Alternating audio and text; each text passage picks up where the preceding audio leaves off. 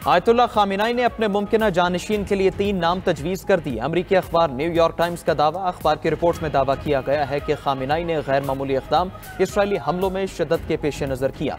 ईरानी supreme leader को खदशा है Israel या अमरीका उन पर हमला कर सकते हैं। खामिनाई के मुमकिन जानशीन में उनके बेटे मुश्तबा खामिनाई का नाम शामिल नहीं। अमरीकी अखबार के मुताबिक सुप्रीम लीडर ने फौजी कमान में भी मुतबादिल अफराद की तकर्री की हिदायत दे दी है। ईरानी सुप्रीम लीडर ने इलेक्ट्रॉनिक पैगाम रसानी तर्क कर दी। खामिनाई सिर्फ एक काबिल एतमाद मुशीर के जरिए पैगाम देते हैं। आयतुल्लाह अली खामिनाई 36 साल से ज्यादा अरसे से सुप्रीम लीडर हैं।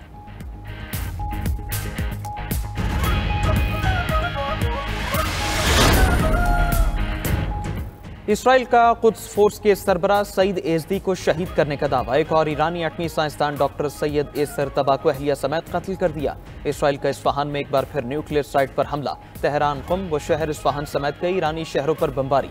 शिराज में ईरानी फौजी तनसीब को निशाना बनाया। इसराइली फजाइया की बमबारी से मुतादिद इमारतों में आग लग गई।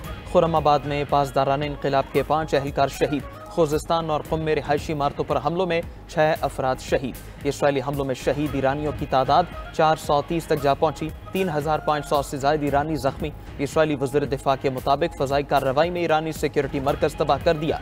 ईरानी फोर्सेज ने इस्फहान में इसराइली ड्रोन मार गिराया। वीडियो भी जारी कर दी। कुम में इसराइल के लिए जासूसी के इल्जाम में गिरफ्तार अफराद की तादाद 22 हो गई। उधर अमरीका से जंगी साजो सामान लेकर 14 तैयारे इसराइल पहुंच गए।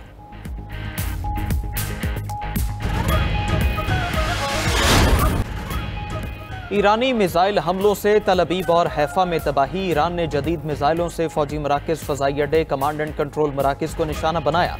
इसराइली मीडिया के मुताबिक दारुल हुकूमत तल अबीब में जोरदार धमाके सुने गए। वस्ती इसराइल में मिसाइल गिरने से इमारत में आग लग गई। ईरान ने दिमोना में एटमी रिएक्टर पर भी मिसाइल हमला किया। ईरानी ड्रोन से इसराइल पर हमले की फुटेज भी सामने आ गई। ईरानी ड्रोन खामोशी से इमारत के करीब पहुंचा और फट गया। इसराइली फौज की भी ईरानी हमलों में तबाही की तस्दीक। इसराइल का दिफाई निजाम अपने ही शहरियों को निशाना बनाने लगा। इंटरसेप्शन मिसाइल तल अबीब की इमारत को जा लगा। अमरीकी जरीदे वॉल स्ट्रीट जर्नल के मुताबिक इसराइली दिफाई निजाम पर रोजाना $20 करोड़ खर्च कर रहा है। ईरान के खातमुल अंबिया हेडक्वार्टर्स के तर्जमान का कहना है कि ईरान के हैरत अंगेज हमले इसराइल को घुटने टेकने पर मजबूर कर देंगे। ईरान ने मिसाइलों में कमी का इसराइली प्रोपेगेंडा मुस्तरद कर दिया।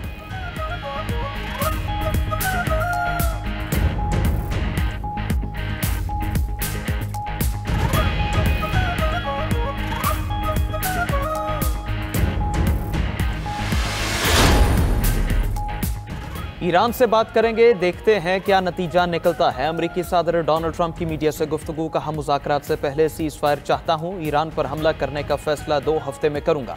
अमरीकी असासों पर हमला हुआ तो हमला करने वालों को दुख होगा। ईरान में ज़मीनी अफवाज उतारना आखिरी हल होगा। इसराइल के पास इतनी सलाहियत नहीं कि वो ईरान की जौहरी सलाहियत ख़त्म कर सके। ट्रंप मजीद बोले, ईरान की एटमी सलाहियत से मुतालिक तुलसी ने गलत कहा। कुछ लोगों को मुंह नहीं खोलना चाहिए। हकीकत में ईरान कुछ हफ्तों या महीनों में जौहरी हथियार बना सकता था। ईरान अमेरिका से बात करना चाहता है, यूरोप से नहीं। जंगबंदी कराना यूरोप की सलाहियत नहीं।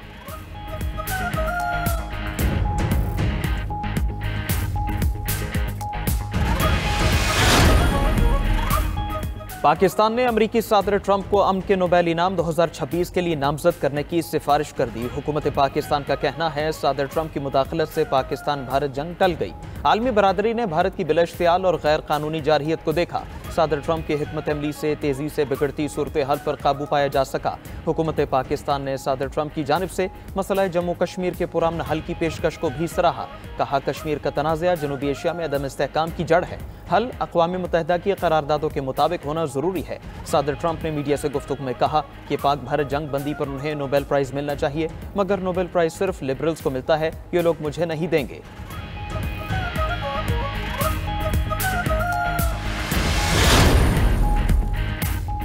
जंग में अमेरिका की शमूलियत बहुत खतरनाक होगी। बदकिस्मती से हम इस नतीजे पर पहुंचे हैं कि अमेरिका शुरू से ही इस जारहियत में शामिल रहा है। ईरानी वज़ीर ख़ारजा अब्बास इराक़ची की इस्तांबुल में गुफ्तगू। बोले, इसराइली हमलों में अमरीकी शमूलियत के लिए कई शवाहिद मौजूद हैं। सिफारतकारी की तरफ वापस आने के लिए जारहियत को रोकना होगा। अमरीकी टीवी को इंटरव्यू में कहा कि ईरान कभी यूरेनियम अफसोद की मुकम्मल बंद नहीं करेगा। आयतुल्लाह खामिनाई पर हमला सबसे बड़ा जुर्म होगा। उधर तुर्क सदर रजब तय्यिब एर्दोगान और ईरानी वज़ीर ख़ारजा अब्बास इराक़ची की इस्तांबुल में मुलाकात। इसराइली जारहियत और खित्ते की सूरत हाल पर तबादला ख्याल। तुर्क सदर ने ईरानी वज़ीर ख़ारजा को अपनी भरपूर हिमायत का यकीन दिलाया। ईरानी सदर मसूद पेज़ेश्कियान और फ्रांसीसी सदर के दरमियान टेलीफोनिक राबिता। बातचीत में फ्रांसीसी सदर मैनुअल मैख्वा ने जोर दिया कि ईरान एटमी हथियार हासिल नहीं करेगा। ईरान को पुरअमन एटमी प्रोग्राम की जमानतें देना होंगी। ईरानी सदर यूरोप और ईरान के दरमियान बातचीत में तेजी लाएं। यकीन है खतरात से बचने और जंग से निकलने का रास्ता मौजूद है। इस मौके पर ईरानी सदर ने कहा कि ईरान एटमी हथियार नहीं बनाएगा, लेकिन पुरअमन एटमी तवानाई का हक जरूर रखता है।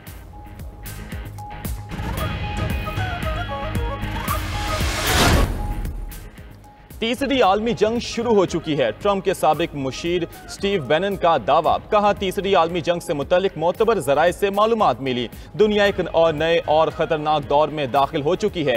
ये खेल अब पूरी शिद्दत से जारी है। हम एक ऐसे वीकेंड में दाखिल हो चुके हैं जो तारीख बदलने वाला है। अगर कोई समझता है आलमी जंग शुरू नहीं हुई तो वो आलमी मामलात नहीं समझता।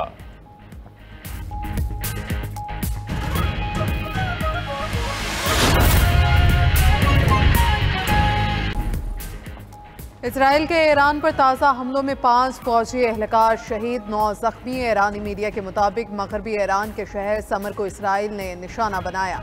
इसराइल ने सेहत और अद्वियात के शोबों में इस्तेमाल इराक रिएक्टर पर हमला किया। इसराइल ने इस्फहान में न्यूक्लियर कॉम्प्लेक्स को दोबारा निशाना बनाया है। इंटरनेशनल एटॉमिक एनर्जी एजेंसी की तस्दीक। मशरकी तेहरान में भी धमाकों की आवाज़ें। ईरानी शहर शहराज पर भी हमले। इसराइल का कुद्स फोर्स के सरबराह सईद एज़दी को भी शहीद करने का दावा। एक और ईरानी एटमी साइंसदान डॉक्टर सईद एसर तबा अहलिया समेत कत्ल। दूसरी जानिब ईरान का बंदर अब्बास में इसराइली हमले नाकाम बनाने का दावा। ईरानी शहर क्रेमांशा और संदज में फ़ज़ाई दिफाई निज़ाम फ़ाल कर दिया गया। ईरानी फोर्सेस ने इस्फहान में इसराइली ड्रोन मार गिराया। वीडियो भी जारी कर दी। ईरानी मिसाइल हमलों से तल अबीब और हैफा में तबाही। ईरान ने जदीद मिसाइलों से फौजी मराकज, फ़ज़ाई अड्डे, कमांड एंड कंट्रोल मराकज को निशाना बनाया। इसराइली मीडिया के मुताबिक दारुल हुकूमत तल अबीब में जोरदार धमाके सुने गए। वस्ती इसराइल में मिसाइल गिरने से इमारत में आग लग गई। ईरान ने दिमोना में एटमी रिएक्टर पर भी मिसाइल हमला किया। ईरानी ड्रोन से इसराइल पर हमले की फुटेज भी सामने आ गई। ईरानी ड्रोन खामोशी से इमारत के करीब पहुंचा और फट गया। इसराइली फौज की भी ईरानी हमलों में तबाही की तस्दीक। इसराइल का दिफाई निज़ाम ऐसे ही शहरियों को निशाना बनाने लगा। इंटरसेप्शन मिसाइल तल अबीब की इमारत को जा लगा। अमरीकी जरीदे वॉल स्ट्रीट जर्नल के मुताबिक इसराइली दिफाई निज़ाम पर रोजाना $20 करोड़ खर्च कर रहा है। ईरान के खातिमुल अनबिया हेडक्वार्टर के तर्जमान का कहना है कि ईरान के हैरत अंगेज हमले इसराइल को घुटने टेकने पर मजबूर कर देंगे। ईरान ने मिसाइलों में कमी का इसराइली प्रोपेगेंडा मुस्तरद कर दिया। इसराइल की ईरान की जौहरी तंसीबात फर्दों पर हमले की फिर धमकी। हमले के लिए 2 हफ्ते का इंतजार नहीं कर सकते। इसराइली हुकाम ने फ़ोन कॉल पर अमरीकी सदर ट्रंप को आगाह कर दिया। कहा, अमरीकी डेडलाइन ख़त्म होने से पहले तनहा कार्रवाई कर सकते हैं। दूसरी जानिब ईरानी जौहरी तवानाई तंजीम ने कहा कि तमाम जौहरी तंसीबात हिफाजती मेयारात के मुताबिक काम कर रही हैं। परेशान होने की ज़रूरत नहीं, कोई जौहरी ताबकारी नहीं हुई।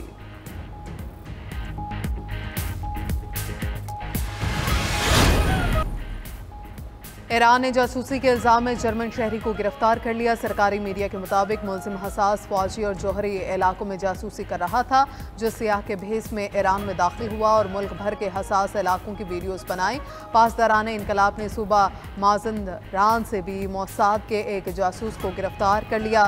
गिरफ्तार इसराइली जासूस का एतराफ़ी बयान भी मंजर आम पर आ गया।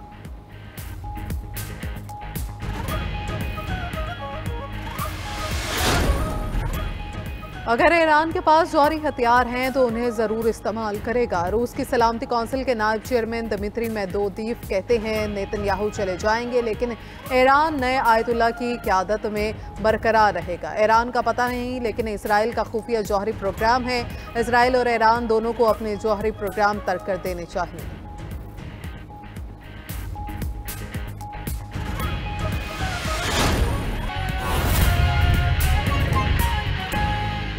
डोनाल्ड ट्रंप जो हैं वो अपना मुख्तसर खिताब करने के बाद वापस रवाना हो चुके हैं। डोनाल्ड ट्रंप ने इस खिताब के अंदर ये कहा कि दुनिया के लिए ईरान की जो जौहरी तनसीबात थी वो ख़त्म कर दी गई हैं। अब दुनिया के लिए ईरान की तरफ से कोई ख़तरा बाकी नहीं रहा। उन्हें आज ये भी याद है कि ईरान की सरजमीन से पूरी दुनिया के अंदर सुसाइड बॉम्बर्स जो थे वो जाते रहे।